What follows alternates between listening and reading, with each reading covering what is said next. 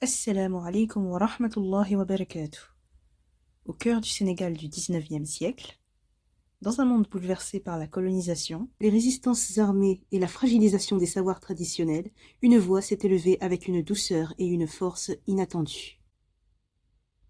Cette voix n'appelait ni à la vengeance ni à l'affrontement, mais à la purification du cœur, au retour vers Dieu et à l'éducation spirituelle comme fondement de toute renaissance. Cette voix, c'est celle de Cheikh Ahmadou Bamba, maître accompli, poète, juriste, guide et fondateur du mouridisme. Le livre Cheikh Ahmadou Bamba, joyau de la sainteté, publié dans la collection Je veux connaître aux éditions Al-Bourak, retrace avec précision son parcours, ses épreuves, ses maîtres et l'immense héritage qu'il a laissé à l'Afrique et au monde musulman. Cheikh Ahmadou Bamba naît en 1853 ou 1854 dans la région du Baol. Le livre précise qu'il provient de 2 lignées honorées. Son père, Mamé Mor Anta Sali, fut un savant respecté et cadi au service des rois du Cayor. Sa mère, Mariama Bousso, surnommée Diaratullah, fut reconnue pour sa sainteté et sa pureté. Dès son enfance, le jeune Ahmad est plongé dans une atmosphère où la connaissance religieuse, la rigueur morale et la piété façonnent les âmes. Très tôt, son tempérament se distingue. Calme, détaché des honneurs, attiré par la compagnie des savants et des hommes de Dieu, il étudie le Coran, la jurisprudence, la théologie et les sciences spirituelles auprès de maîtres sénégalais et mauritaniens. Ces années d'apprentissage révèlent une intelligence lumineuse, mais aussi une profonde humilité. Parmi ses maîtres figurent des érudits tels que Samba Toucouleur Ka, Madiakhate Kala, ainsi que de prestigieux maîtres mauritaniens, héritiers des grandes voies spirituelles du monde musulman. Après la mort de son père, Ahmadou Bamba poursuit un chemin de dépouillement et de présence à Dieu. Ses retraites dans les forêts du Baol deviennent des lieux d'ascèse et de révélation intérieure.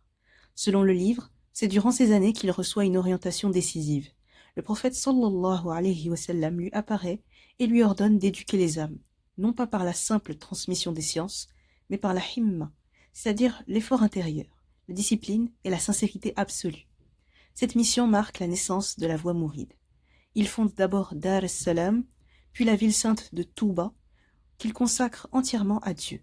Il en détermine l'emplacement, annonce la construction d'une immense mosquée, et fait de cet espace un centre d'adoration, de travail et d'éducation spirituelle destiné à durer.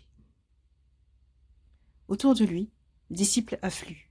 Parmi eux, une figure se distingue. Cheikh Ibrahima Fall, prince issu d'une lignée noble, qui reconnaît en Bamba un maître achevé.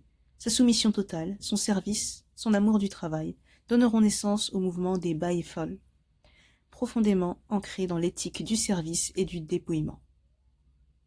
Et l'ascension spirituelle de Bamba inquiète les autorités coloniales françaises. Redoutant son influence grandissante, elles le convoquent, l'interrogent, le calomnient. Le livre montre comment il refuse tout compromis, toute allégeance, tout privilège. Son unique allégeance est envers Dieu. Ses écrits et ses lettres témoignent d'un détachement absolu. Rien ne semble pouvoir ébranler sa certitude intérieure. Les épreuves se multiplient, déportations, enfermements, surveillance. Pourtant, jamais Bamba n'appelle à la violence. Il répond par la prière, l'enseignement, la patience. L'adversité renforce sa lumière intérieure, et c'est précisément durant ces années qu'il compose certains de ses textes les plus puissants. Vient alors l'un des événements majeurs de sa vie. Après 5 années de retraite à Touba, le prophète, sallallahu alayhi wa sallam, selon le récit transmis, lui apparaît à l'état de veille et l'investit du rang des grands pôles spirituels, un degré partagé par des maîtres tels que Abd al-Qadir al-Jilani, Abul Hassan al-Shadhili ou Cheikh Ahmed Tidiane. Il accède alors à la fonction de guide suprême, chargé d'éclairer et de purifier les cœurs. Cette mission culminera dans son œuvre magistrale, le Masalik al-Jinan. Ce traité de soufisme en plus de 1500 vers résume les fondements de la voie mouride. Sincérité, patience, effacement, vérité, fidélité à Dieu et à son messager. L'ensemble de sa vie apparaît ainsi comme une offrande. Il ne cessa d'éduquer, de former, d'écrire et d'élever les âmes, transformant des milliers de disciples par la rigueur, la spiritualité et l'exemple vivant d'une sainteté incarnée.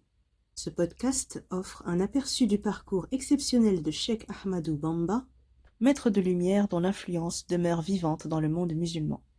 Pour approfondir cette découverte, la collection Je veux connaître aux éditions Al-Bourak propose une biographie complète qui permet d'entrer plus en avant dans la sagesse et la dimension spirituelle de ce saint d'Afrique de l'Ouest.